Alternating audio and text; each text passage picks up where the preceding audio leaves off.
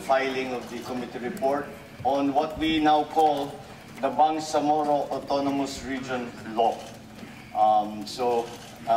The short title in the bill is the Basic Law on the Bangsamoro Autonomous Region. So that is how we have come to refer to the substitute bill which I filed on Monday.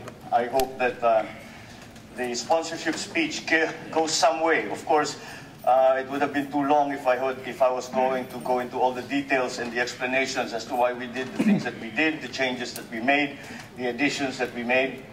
But I hope that in the sponsorship speech, we gave the general principles that guided the deliberations and the final the writing of the final version of the substitute bill, which I had filed yesterday on Monday, and which I just sponsored today. So, with that, any questions? Sir, good afternoon. Good afternoon. Joseph Pasa, GMA7. Sir, I read your version, and there is an emphasis there of the role of the Constitution. You also included in one of the divisions that the Bangsamoro area remains part of the Philippines. Why the need to emphasize this? Because if you compare it with the original, parang wala. We just actually returned that kind of provision that was in ARM, the 905 in the ARM law. And in that it was also clearly stated that this autonomous region will remain as part of the Republic and will not be used, and whatever is done under the name of that law will not be a step to be used as a first move to secede or to separate any part of the Republic from the Republic. So I think, and there is also, I will have to admit, there is also a political, you could call it a political aspect to that, and that is that the single greatest fear, as expressed by all Filipinos, is that this is the beginning of the separation of the Bangsamoro Autonomous Region away from the Republic of the Philippines. That is why it was terribly important that we allay all such fears, so that to make the idea of a Bangsamoro government, a Bangsamoro Autonomous Region, more acceptable and more palatable to not only our leaders but also the general public. In fact, many times it was commented during the conduct of our hearings. The comment was made: just make one amendment, and what would that? And the suggestion: make an amendment saying that this is not going to separate any part of the Philippine Republic from the Republic of the Philippines. And to allay that fear, we put that in. There was an argument that was made during the hearings, as if to say that to put in such a provision would be an insult to the MILF, because it is like saying that we do not trust the MILF not to separate. But my contention is that although we trust our partners in peace in the MILF now, we do not know who will be the leadership of any of those groups in the future. And perhaps they will not have the same assurances for the Philippines about not separating. So it was a very important point, which was remedied quite easily just by putting in that provision. Sir, just continuing on the subject, meron po ba kayong mga... Just continuing on the subject, were there provisions that you had to delete to make sure that the Bangsamoro government and Vision government will not have that power to secede? No. As a matter of fact, at no point there's no part in the draft BBL that gives them any such authority. It is, again, similar. They can take a vote and say that their sense is that they should separate, but it has no legal effect. Because, again, we cannot even, it is actually disallowed. We have seen examples in other countries where they have taken a vote to separate, but nothing really happened. It was maybe just an expression of sentiment in a certain area. website. Sir, nabigyan na ba ng, ng kopya ng version nito nung yung President yung ngayon dito sa Senate, yung MILF, at kung mayroon kayong initial info nung reaction nila? Wala pa. I think hindi kami specifically na nagbigay ng kopya sa kahit na sino, besides the senators. Nagbigay kami sa mga ibang mga humingi. But what I did is I made it available. Nasa website ko, so everyone, nasa website ko, nasa Facebook ko, anyone can download it and read it. I think since Monday lang lumabas, ang mga reaction kaunti pa lang. Pero I'm happy to say that the reaction is certainly that it was not what people expected, that we would just completely throw away all of the elements of the draft law. And I think it is. I am happy to have been able to surprise them by trying to stay very, very close to what were the intents and aims of the original law and sir, the framework agreements. Ang nakikita ng ilan kasi dito, baka hindi maging maganda ang reaksyon ng kabilang grupo dito sa version ng Senate. At parang kasi sila, kumbaga, ewan ko lang kung tama yung term, na parang nasa likod nila yung gobyerno sa pagsusulong ng version na parang mas malapit doon sa version ng House eh. At pagdating naman ng putuhan, syempre, majority-minority count. So paano to? Ganun din. Dadaan tayo sa proseso. Di natin alam kung anong mangyayari sa pagka natapos sa proseso. Lagi kong pinapaalala. Ito ang starting point pa lang. At kung merong mga komentaryo, in fact, sa House nangyari na yung I think yung peace panel ng negotiating panel ng both sides ay pinuntahan ang leadership ng committee, the ad hoc committee, para ibigay yung kanilang comments. Meron yata silang na-identify na I think it's 28 provisions that they say are violative of the framework agreement. Pero pinag-usapan nila yun. We can always undertake that same process here. So parang sila, hindi safe na sabihin na bago matapos ang Pinoy administration, buo na yung BBL.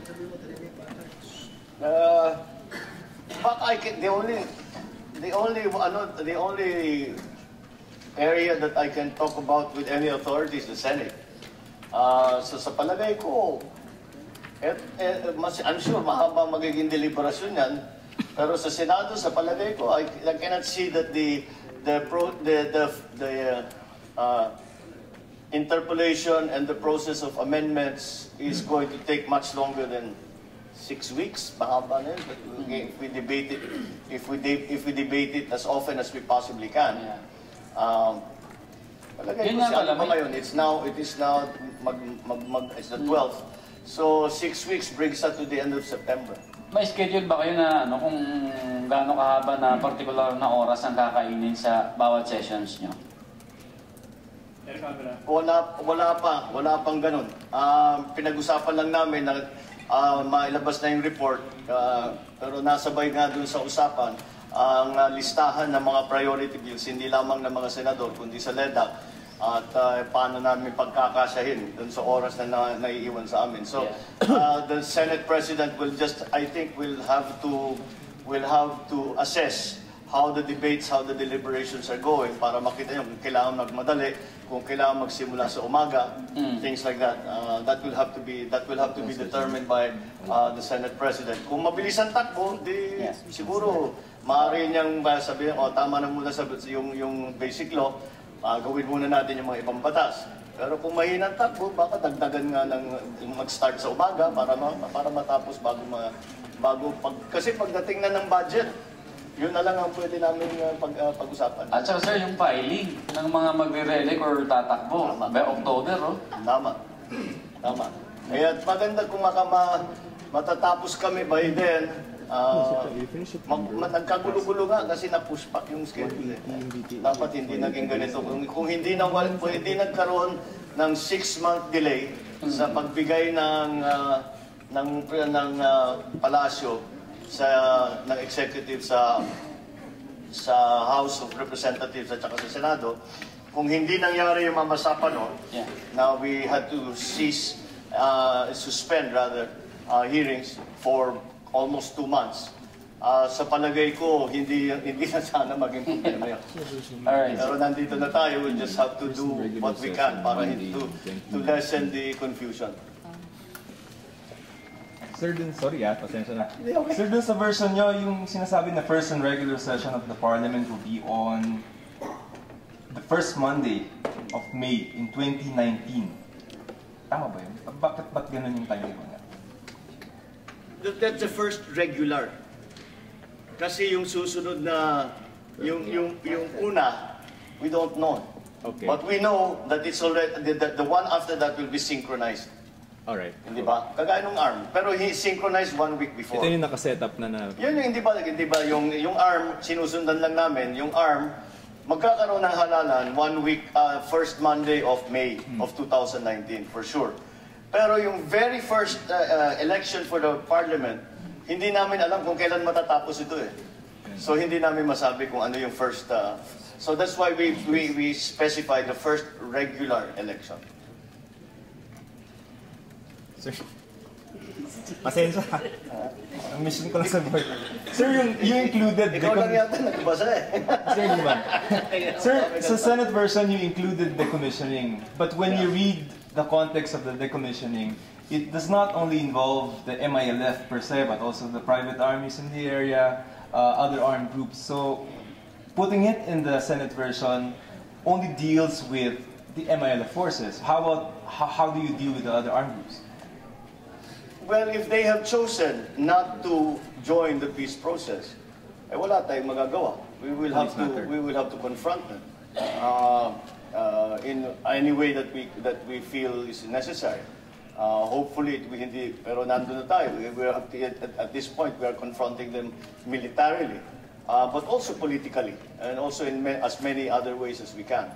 So it was for me important that decommissioning be very, very clear. So that, because ang pangamba ng maraming grupo na masasama sa autonomous region, ay sinasabi, baka naman isang grupo lang ang armado pagdating ng halalan. Paano mangyayari sa amin yan? Wala na kaming pag-asa. Kung kami naman ay magdala ng baril, sila naman ay labag sa batas. So, it's not a level playing field, ika nila. So, that's what we're trying to achieve, a level playing field, especially when it comes to elections. Ayun sir, ito lang follow-up lang, ewan ko lang kung napaliwanag din na to or may ibang nagtanong na sa inyo. Sila ba pag naging BBL na, yung mga areas nito, pwede pa silang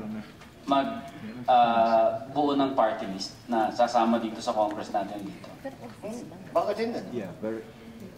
That is the right of any Filipino. Defined term. Sure. In fact, I think may plano yata silang gawin yun. May With or plano without yata silang BBL? gawin yun. Ha? With or without BBL, parang may I binukol don't know silang... kung ano yung plan. Pero meron na, first of all, the MILF has already constituted a political party that is under the MILF because they are preparing for the elections to the parliament. So kailangan may partido. I've heard, meron ako mga naririnig na magbubuo rin daw sila ng party list para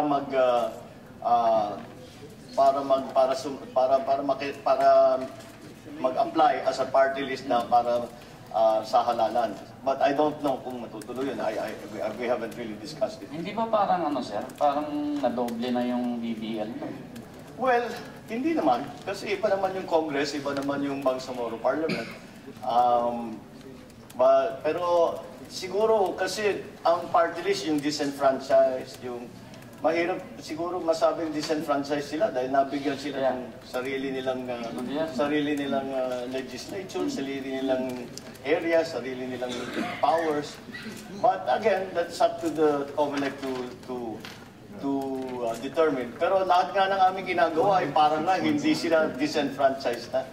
So, sana naman sa pagka napasa na ito ay ang pakiramdam nila, hindi sila disenfranchised at meron silang sufficient representation, not only in local but also in national.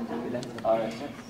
Sir, in the original draft of the BBL, there was a preamble. Bakit po yung sa draft po ninyo or sa substitute bill, wala po siya? We did not, hindi namin maunawaan kung bakit nagkaroon ng preamble. It is a statute. Ang statute naman walang preamble. At saka pati naman yung form niya, parang constitution. Kaya sinabi namin, wag na natin, let's not make it look like a constitution para hindi natatakot yung iba na nagtatayo na nga tayo ng ibang hiwalay na state. So the precise instructions, I remember when I walked into the room with the staff, sabi ko, let us remove all vestiges of a constitution from the bill that we are going to make. But there are many principles that are stated in the preamble that found its way into the body. So it's really form. It's really the form. Wala kaming objection dun sa preamble, yung nakalaman sa preamble. Pero the fact of a preamble and the form as it is written as a constitution, we avoided that. Sir, timetable. Let's assume that September you will pass it and consequently sa House then. Pagpalagay September everything. 180 days, 6 months before the plebiscite, right? Or that can be compressed? Sabi ng COMELEC, 6 months talaga. Okay, so in September, sir, March yung plebiscite. And then the BTA also needs 180 days. So obviously, next admin na. If you ask me, the BTA needs a great deal more than 120 days. So, I think we'll have to rethink that. But again, the Chairman Murad has made statements, sabi na niya, na para sa kanila, kahit na next administration lang, basta't maganda yung batas. Yun ang kanilang inaalala. Hindi nila inaalala this administration or the next administration. Kung hindi, kung yung quality of the law. But the establishment of the government seems to be the concern of the next admin of it. The subject of the... That will be parang sa next administration na siya, given the timetable. It's possible. Maaaring umabot sa next administration. Wala namang nagsasabing kailangan sa administrasyon nito kung hindi ang palasyo. Pero sir, kung next administration, back to square one? No. Batas eh. Batas na eh. I-require na lang siya. Hindi. Batas na. Make it a law in this na. term. It's a law. No? It has to be implemented. Implementation ng problem. I think ma-approve naman before next year's election. Pero yung implementation, Under next administration. I mean, having said that, nagkaka-problema sa House dahil kine-question ng quorum. I don't think we will have that kind of situation sa Senado, but kaya nga ang hirap mag-predict eh. Ang hirap magsabi kung kailan matatapos maraming mangyari. At umabot na nga tayo sa budget season. So once we start hearings on the budget, once we start the floor deliberations on the budget, yun lang ang aming gagawin. So mapupush pa. Tapos, pagkatapos ng budget, which is magpapasko na, nakapag-file na ang mga kandidato. Election mode na kayo na. Talagang iniisip, ngayon pa lang, iniisip na nila ang Sa September yung realistic. kandidatura. So, again, that will be a factor. I don't know how it will affect it, but yan ang mga hinaharap ng Bangsamoro basic law. So ano yung expect niyo pagdating sa BICAM? Kasi sinabi niyo there are big differences dun sa Senate at House version. So sa tingin niyo, may hirapan ba pagdating sa BICAM? Alam niyo, between you and me, I don't think so. Dahil marami sa aming ginawa, gusto naman talagang gawin ng mga congressman. Pero pinilit nga yung palace version sa kanila. Pero sila mismo, yun ang kanilang sinabi. Meron na silang mga statement, especially the chairman, Chairman Rufus Rodriguez, had already stated before the ad hoc committee started its work na ganito ang mga gusto niyang gawin, ganito ang mga gusto niyang palitan. Yun na nga, pinilit nga yung palace version. So, marami sa aming ginawa, yung gusto rin talaga nilang gawin. So, siguro palagay ko, sasang-ayon sila, i-adapt nila yung, at least those provisions, yung, they will adopt parts of our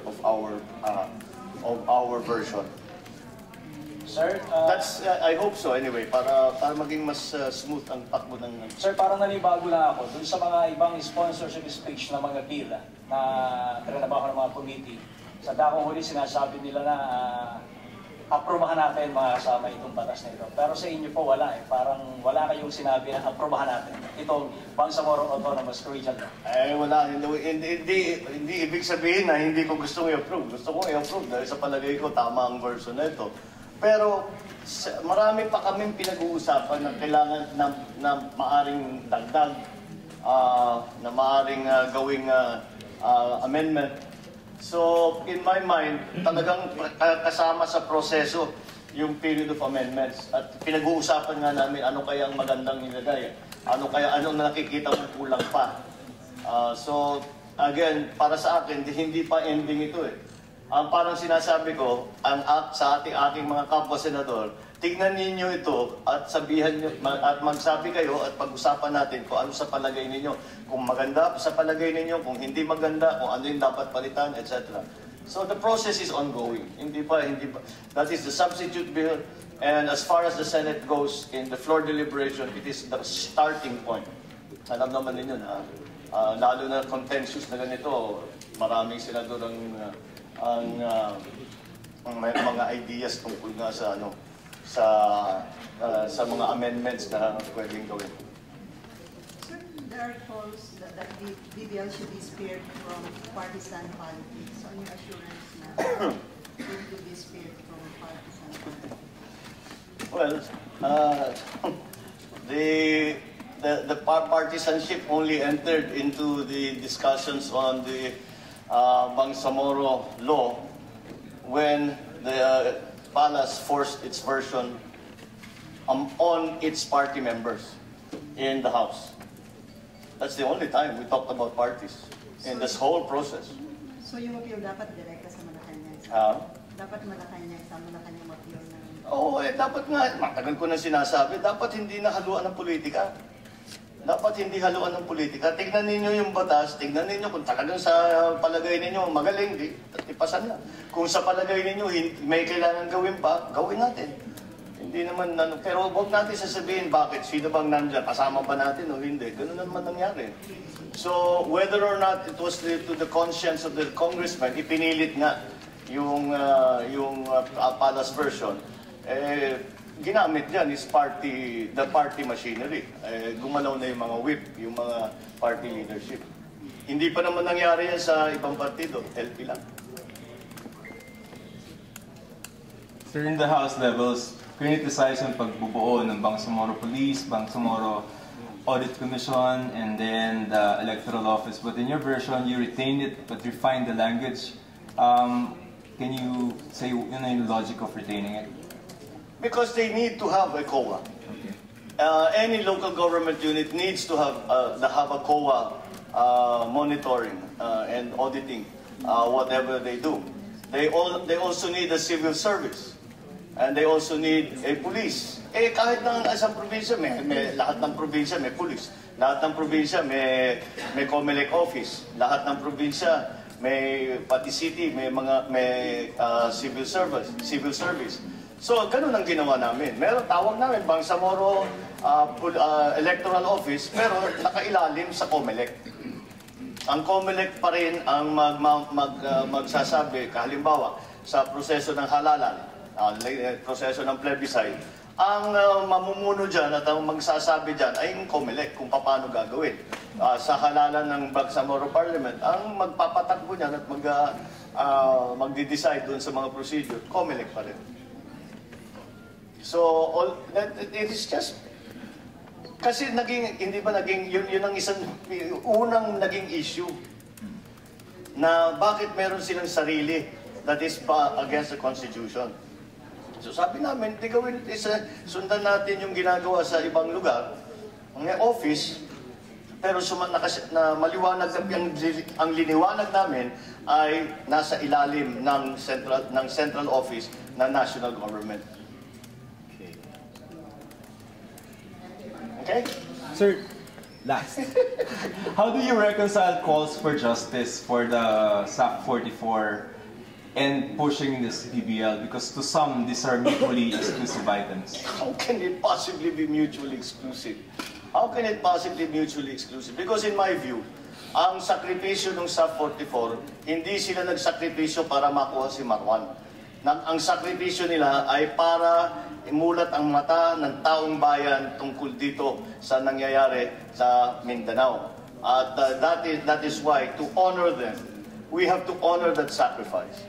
And to honor that sacrifice is to recognize the need for this, is to understand what are the issues, what are the concepts, what are the principles that are going on behind the peace process. And not only for those in Muslim Mindanao, but for the entire country. Thank you, sir. Yes. May balita kung kapag mas mababa sa agreed version, yung matapos ng scene, ay hindi daw katanggap-tanggap sa ano. Ano po yung masasabi niyo? Well, ginawa lang namin, basta unang-una, yung isa sa maliwanag na prinsipyo sinundan namin, kung maaari namin, kung may hiningi na ganitong powers or ganitong function, kung kayang ibigay, binigay namin. Pangalawa, kung nabigay na ng ARM, hindi na namin binawasan. Kung ano ang binigay sa ARM law, at least pareho o kung minsan, in certain cases, mas malaki ang binibigay, especially sa funding. So, hindi ko alam kung ano yung ibig sabihin ng mas mababa. In what sense? Sa funding? Sa funding, palagay ko, maliwanag na hindi mas mababa. At least as far as it goes. Baka biglagyan namin ng ibang mekanismo, ibang proseso, ibang formula, pero hindi mo masasabi na mas mababa. So, I don't know what that means. Ngayon, kung meron silang sinasabi na kailangan ibalik, pero labag sa saligang batas, ay hindi, wala. Kahit anong gawin namin, hindi namin magagawa yun. Kahit anong sabihin ng kahit na sino, na maglagay kami ng unconstitutional na provision, na alam namin na unconstitutional, mahirap naman ibalik.